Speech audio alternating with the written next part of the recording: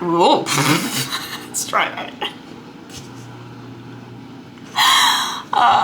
Hi, good morning, and welcome back to my channel. If you're new here, my name is Joey. I am a full-time work-from-home stay-at-home mom and author, and the person that's here to encourage you to become the main character in your own life. It's Sunday.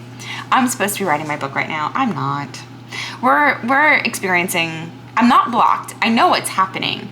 I think I just burned my brain last week. I wrote so many words last week that I think my brain is just short-circuiting, and I have to lean into that because if I try to force through it, it's not going to be pretty.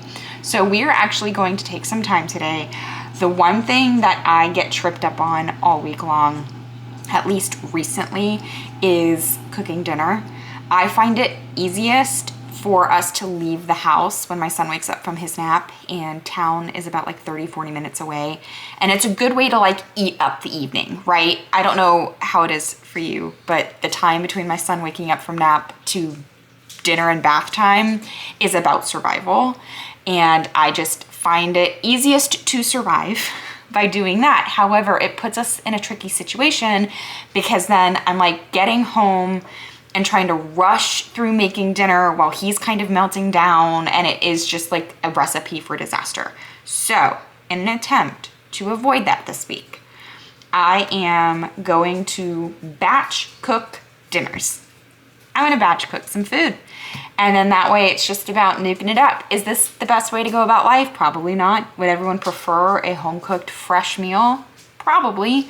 Do we get that luxury in this season of life right now if we want to eat? Probably not, because I don't know about for you guys, but we don't have the budget to be grabbing fast food or going to restaurants right now. Everything is just so expensive. Even just groceries alone are so expensive. And I like cooking at home. I like eating food at home. I am a fairly okay cook and love trying to recreate meals that we've had out in home at the house. I'm not gonna do that this week. We're not getting that creative, but I am trying one new recipe, which is a cheeseburger macaroni. So kind of like Hamburger Helper, but homemade. And this is the first time I've seen a recipe that looks like it would be something worth eating. I'm gonna batch make some chicken thighs, which can be utilized in a number of different ways throughout the week. Quesadillas, salads, just chicken and sides, all of that. And what was the other thing I had? Oh, Mississippi meatballs. I'm gonna throw some Mississippi meatballs in the Instant Pot, which you've definitely had before. Sorry, the dishwasher's on. Which you've definitely seen before here on my channel. And then I'm also defrosting. I had made a batch of chicken tacos and froze half of it. And so I have a batch of that defrosting in the fridge, so that these are all things then that as I'm coming home to assemble and put on the table won't be a big deal. So let's get started. I think I'm gonna start with grilling the chicken because my kid's not home right now, and that's something that I find very difficult to do with him home because he wants to be outside with me, which is great, but then he wants to be by the grill, and that scares me. So let's get that done.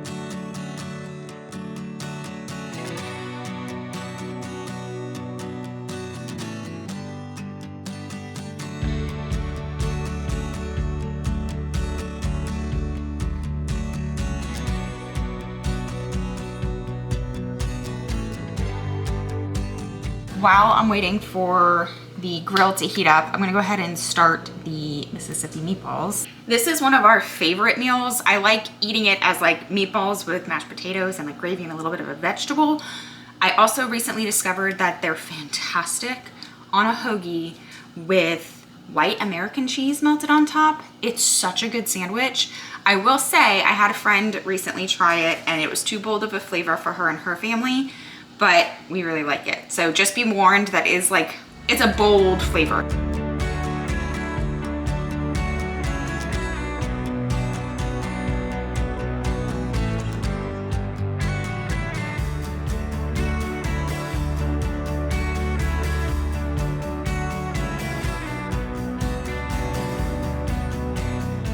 The next thing I have to make requires shredded cheese. And I know you know this, but I don't always listen to this. Ooh, I just cut myself. Oh no. Don't do what I do. Maybe use scissors to open your cheese. Not a knife. Anyway. That stings like a mother trucker, I'm not gonna lie. But I usually use just like the bagged shredded cheese. We've talked about the fact that I'm in my lazy cooking era, obviously. And I'm really bleeding. I really probably should have tended to that. But as far as melted cheese goes in like a casserole, it is just better to have like a block of cheese that you shred yourself.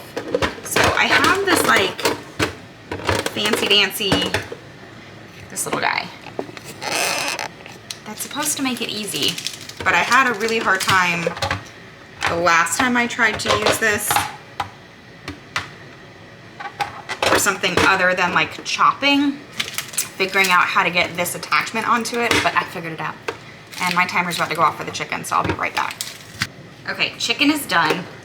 It comes out so juicy, so flavorful. It reheats so nicely because they're thighs and so they stay juicy. Oh, like, come on.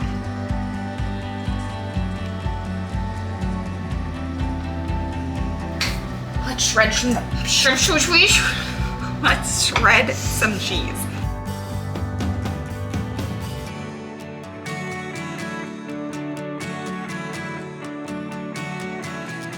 Okay, that got a decent amount of cheese. Let me see if I can show you what I'm looking at here. Unfortunately, it's also revealing to me that I need to get back in the gym because that was hurting my arm.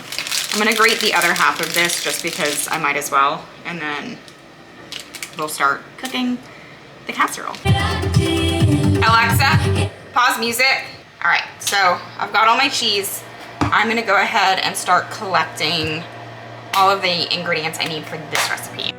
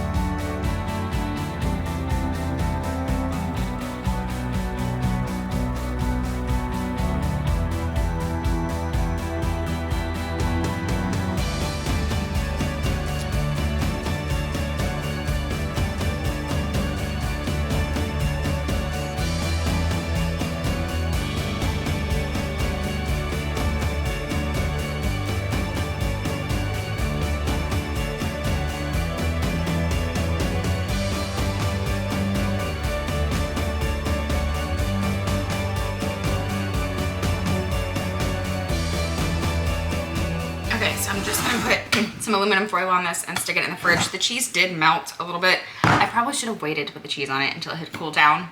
I didn't. But I'm just gonna pop this in the fridge now, and then whatever day of the week we decide to have it, I will stick it in the oven on an automatic timer, like an automatic oven, and it'll be ready when we get home.